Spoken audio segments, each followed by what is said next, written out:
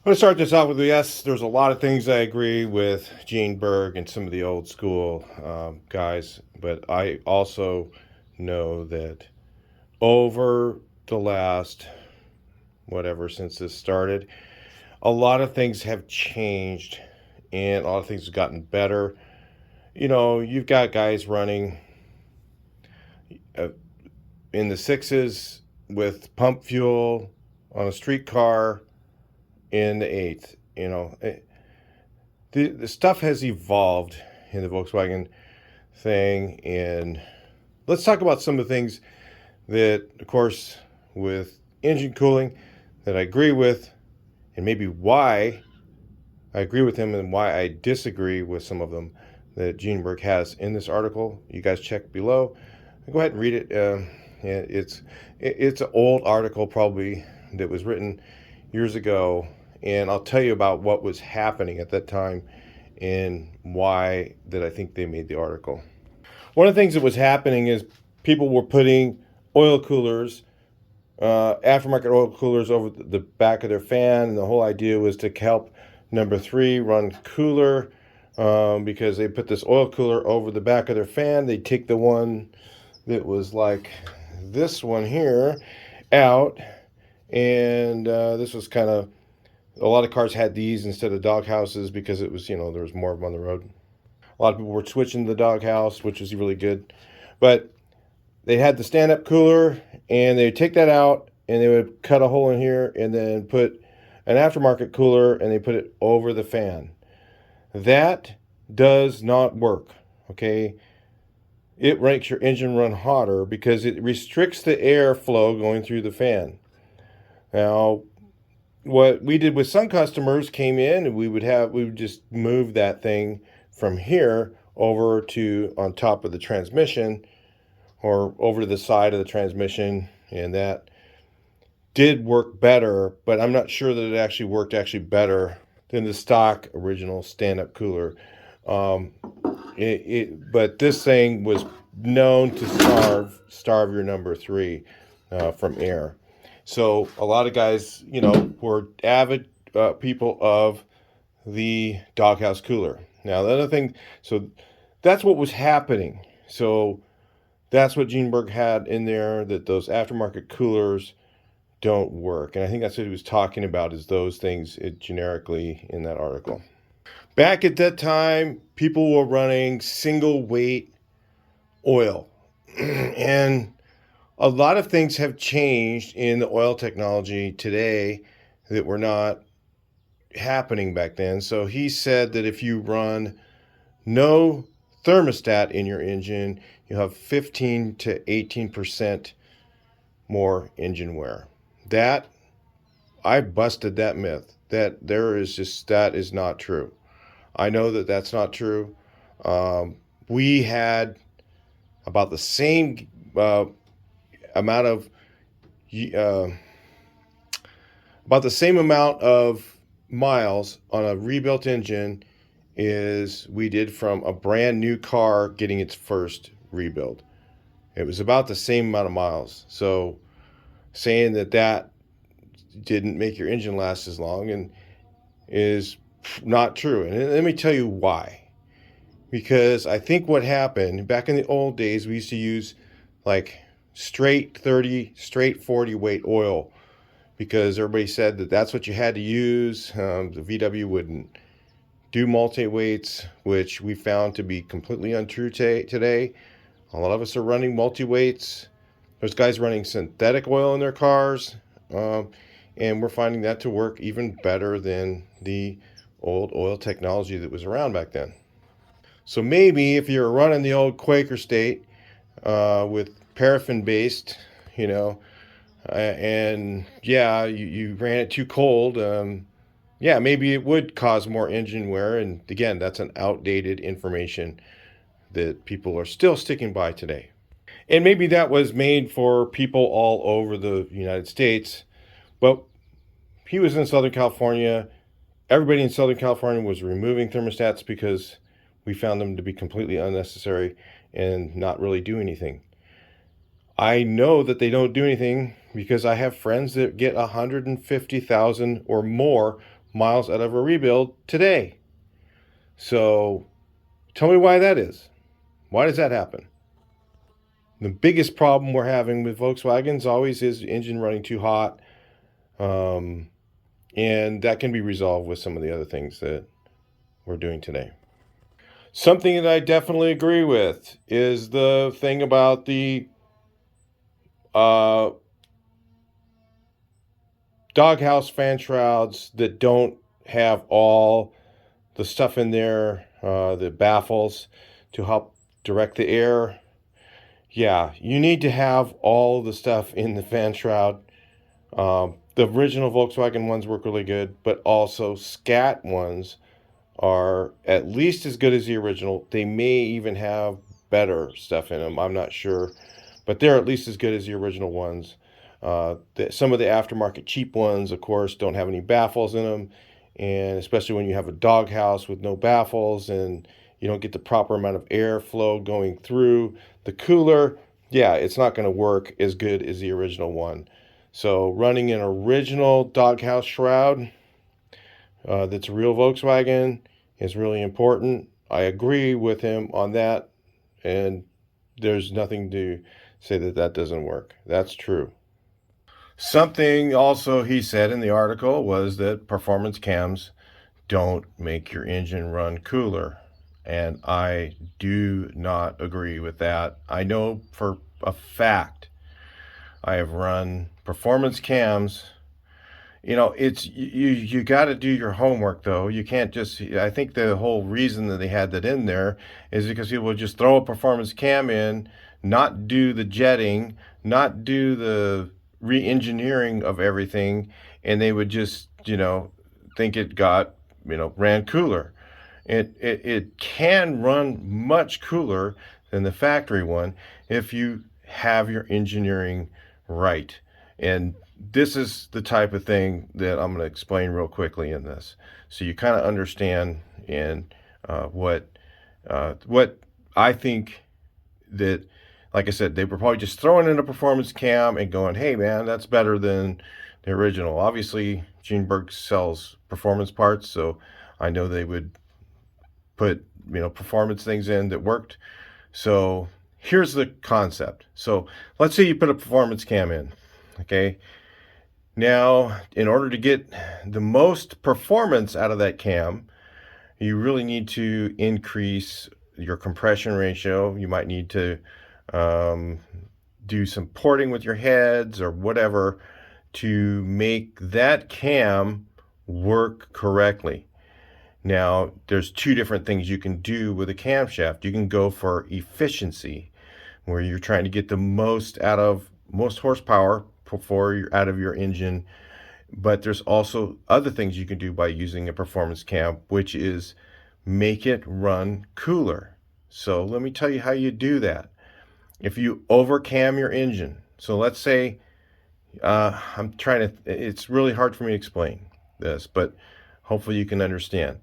If you go bigger cam and you don't give yourself a lot of compression, okay, you give yourself a little bit more compression, but not overdo it.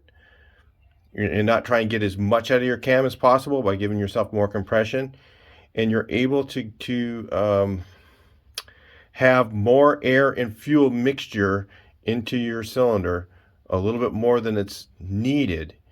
What you can do is actually have your combustion temperature lower by doing that. I don't know. It's kind of hard to explain and hard to understand, but by having a larger cam than the original one and not having quite enough compression to pop all of it, then you can actually have an engine that runs cooler. Where the stock cam, because it's so small, when you have a lot of compression with it, and he was talking about using 9103 octane. I mean, we can't even get that stuff today, guys. So you got to play with this stuff a little bit. Stuff is not existent that was existent back when he was doing these tests or whatever. It's an old nostalgic article. You got to take it as one. Stuff today is different. So if you overcam the engine a little bit and you have more air and fuel in there than it can actually burn, you can bring your timing up a little bit more and have it work and not have detonation. I've eliminated detonation on several engines that I've done this with. So like this 1776 looks all stock and looks original. It doesn't have any of that stuff on it.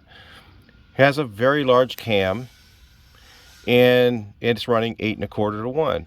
Now to run that cam to its full potential, should have it at about 10 to 1. Okay, it's running on the street 10 to 1 with that cam. It's going to run hot. Okay, so I don't want it to run hot, so I run it down to a 8.5 to 1, which is more than stock. Stock is 7.5. Okay, and I have a larger cam than it's what's required, and I run the advance up, so I'm running like 34 degrees advance on this thing. So it does not ping. I can drive it up the hill with my foot on the floor. It does not run hot at all. You can get out, touch the dipstick, whatever. It just, it's a good working combination. Now, the thing you lose with that is gas mileage, because you're not giving the cam its full potential. So running maximum efficiency is going to give you the most power and performance. But if you're trying not to do that, you can, by doing the stuff that I'm talking about. So was GENE Berg wrong? He was kind of, I think, generically talking about just throwing a cam in and not doing all the other things you need to do. Now this engine here is a 1904. I get 22 miles a gallon. I've got a similar to an Engel 110. It's a Web 86 with ratio rockers. Comes out to similar numbers basically, but it has less because the ratio rockers kind of puts a smoother drop on the valves, I guess, something like that. They try, it's an engineering thing to keep the valves from getting beaten up the head or whatever. So this thing gets 22 miles a gallon, and this engine hauls ass. I'm not going to lie. People who've rode in this thing can't believe the power it has for a 2-barrel and pulling this much weight. I mean, it's not like super fast like a race car. We're not trying to run 690s in the 8th, or anything like that. But it moves really good for a bus that's heavy, and it kind of does all the things. Now, because I went for maximum performance out of the camshaft, I went to 9 to 1, okay, which is doable. With that cam, it's about where you can go with it. And if you went to 10, then it might run a little too hot. Is what I'm saying. So you go more compression and not putting enough air and fuel in there, then it's going to run a little bit hot. But doing all the homework on it is part of the deal, and people are not doing that, and that's what he was talking about in that article, I believe. So my point is, a lot of this stuff I believe is misinterpreted. I'm not saying that GENE Berg wasn't a brilliant guy. He definitely was a brilliant guy, but he was talking about things that were happening at that time, okay, which I was around a little bit later in the game, but I was around kind of in that era, so I know things that he's talking about, what was happening. So I've been told he used to be somebody who I would say knows everything. Now I don't think so. Well, I'm not somebody who knows everything anyway, but I'm always learning new stuff, just like all of you guys are. Like, this whole thing's been progressing over the years, and all of us are learning new stuff. So the other thing he talks about is thermostats. Okay, and again, maybe he was talking about thermostats being in the engines for all over the place, not just in Southern California. And I think I pretty well explained that if you're in a really cold climate and you're driving it in the winter, which most of us aren't at this point, I believe, I'd be surprised if somebody's going to drive their car in the winter. And, I would not take my old Volkswagen bus or Bug out in the snow roads and get salt underneath it and just ruin it that way. Okay, so if somebody's not driving in the winter, they're not giving it really cold temperatures, then going without a thermostat I found to be fine. And more than 95%, it's more than 99% of people in Southern California are not using thermostats. A ton of people don't even know what they are. They don't even know what a thermostat is. And somebody goes, "Oh, you got the wrong one there." It's like, dude, I don't use these things. So I just pull them out. I don't need them in California. They're really, today, they're useless. And I think one of the things is he said between 15 and 18% more more engine wear. You know, you lose 15 to 18% of your engine life by using a thermostat. Okay, maybe if you're using only 30 weight oil, that might be an issue. But today we have a really good multi-weight oils. We have synthetic oils.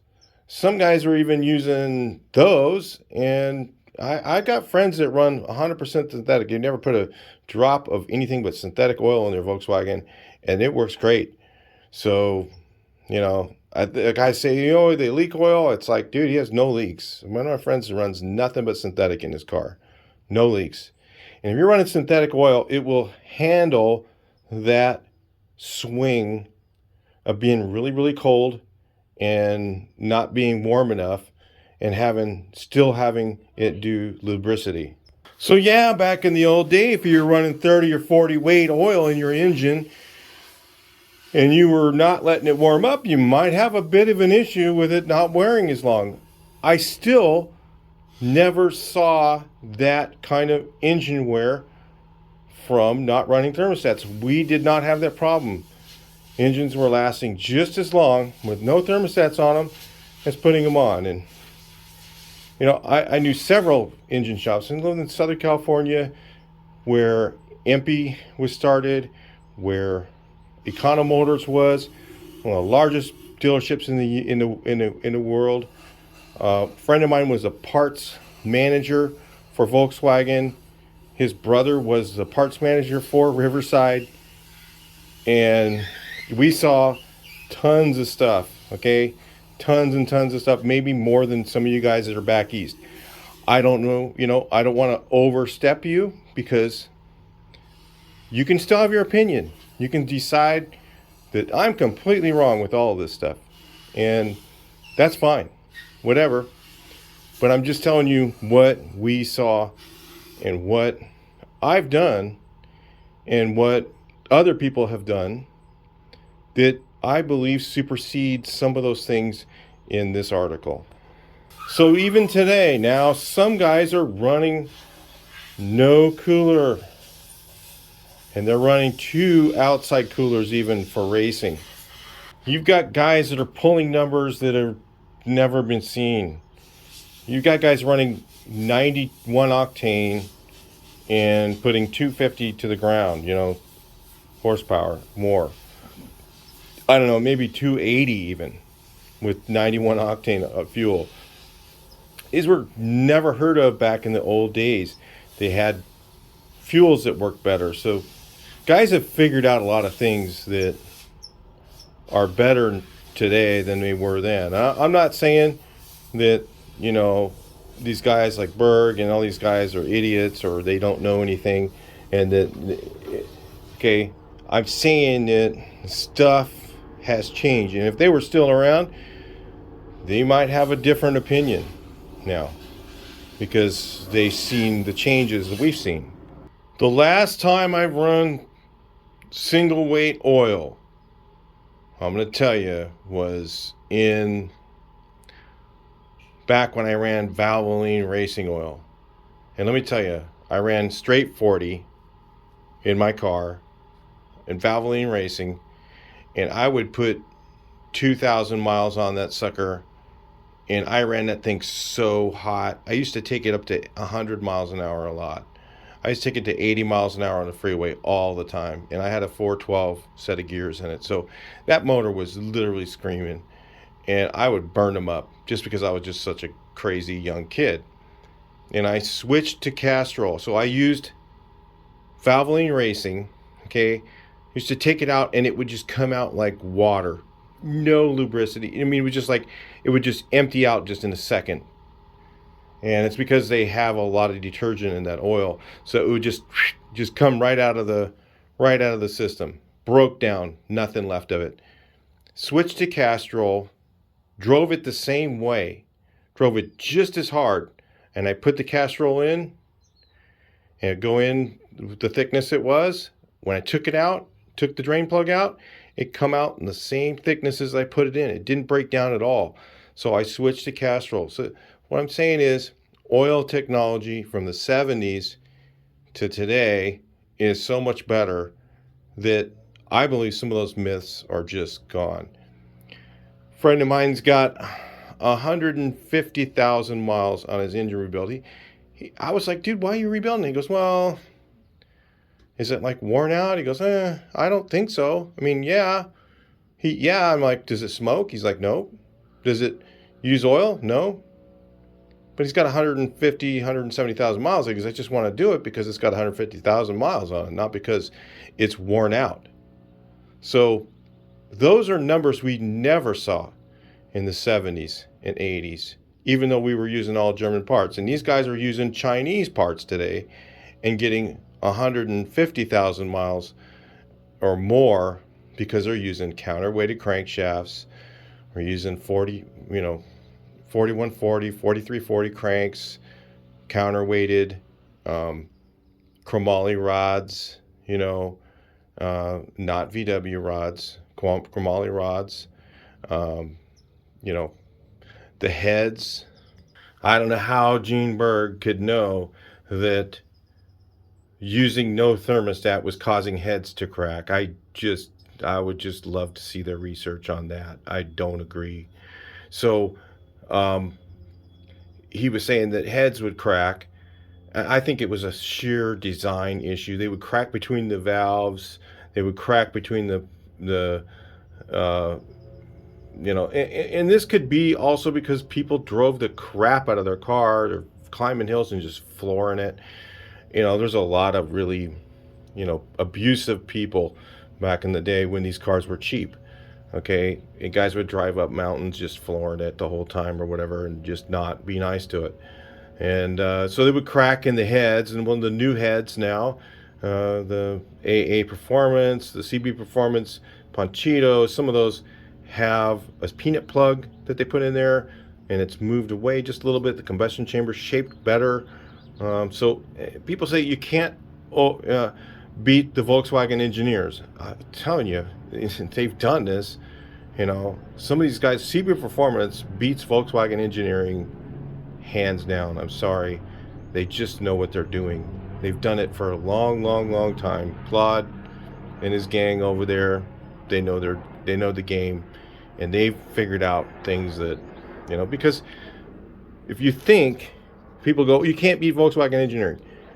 Okay, what they were trying to do is build a car that was a certain price, cheap. Okay, and they had parameters that we're trying to work it within. Okay, now you're talking about, back, what you paid for a car was $2,000 back in the day or whatever, $1,800 or whatever. Now, CB Performance is charging $10,000, $12,000, $15,000 or whatever for an engine. But that sucker's really well engineered. It's not, and a lot of it's backyard stuff they learned over the years. So there's going to be stuff, and how do we progress? We progress by not following, okay? Yeah, we look at the leader and we go, okay, I'm going to up the game a little. I'm going to one-up what he's done. And that's what's happened now. So a lot of the stuff in the article, to me, is just, it's great to see, it's everything else. But we have to look at it for what it is. And he was a great leader for a long time. But the guys today, I mean, they figured out things that, figured out how to reinvent it and make it a little bit better. And progression happens, over time with when you're talking to performance. And I think a lot of the stuff in the article is just pretty old, and it's not 100% correct at this point. There's stuff that out there that's better. Like, I mean, a friend of mine, no thermostats, 150,000 miles. And I was like, dude, it's not smoking or anything. No, it didn't sound like it was tired. No, it's still running good. Which oil pressure? It's all right. Well, I think I just want to rebuild it. Never saw that. I mean, we were tired. When it came in, 100,000 miles stock, brand new car. It wasn't brand new. I mean, it was 10 years old, usually 10 or 12 or 13 years old. And the car had 70,000 miles, 80,000 miles, and you just know the motor's getting tired. And, it had thermostats on it and everything. Original car, never been touched. And it just wore out, Oil changes, oil technology, just all these things have changed. And, and then my friend that's getting those kind of miles, of course, he's using an aluminum case, just so you know. You're not going to get that out of a mag. Mags just start to wear. The center main is where you have your issues on a mag case.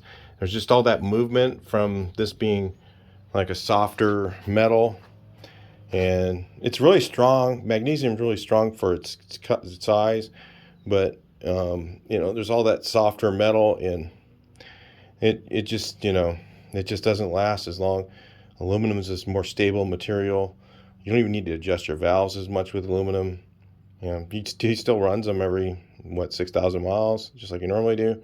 If you look at the maintenance schedule on the old Volkswagen and look at one of those books and stuff, it shows like re-ringing it at I forget 30,000 miles or something crazy like that. So yeah.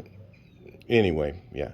How could you know that it's going to be 15 to 18% difference if you didn't have a thermostat when, I'm seeing numbers that are that don't even coincide with that at all. So anyway, I'll talk to you guys in the next video. Hope that helps you keep focused. It just bugs me when people, they think the only people in the world that know anything are Volkswagen and the engineers that built it. When they had limitations, they were trying to build a car cheap, and of course there's a lot of engineering stuff that wasn't very good in a Volkswagen, and there's a way to get a lot more power out of them than they ever did.